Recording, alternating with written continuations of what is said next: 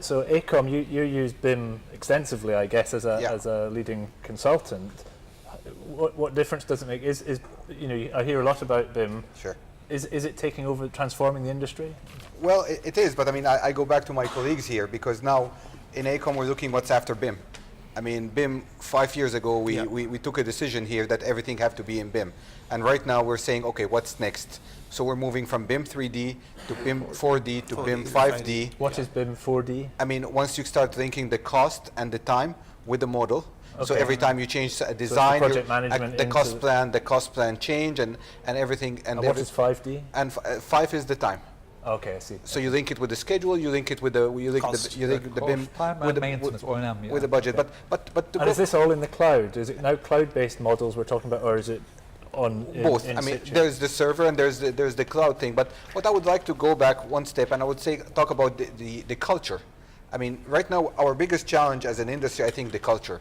I mean, like in Aecom right now, we run what we call the innovation challenge, the global innovation challenge, where we challenge our 85,000 people to come with new ideas that can change the industry.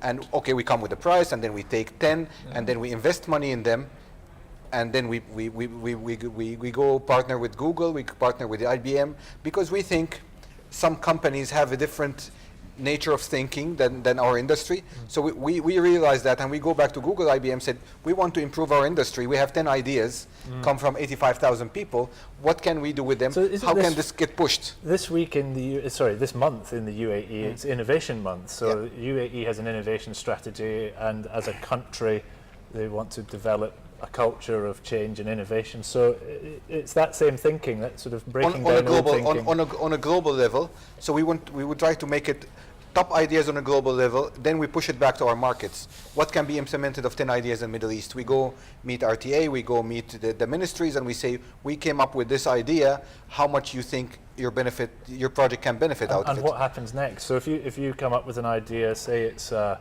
BIM related idea or something, I don't know, and you go to a project sponsor, what happens next? Well, I mean, a lot of government entities hired us 3.5 years ago to build their BIM regulation.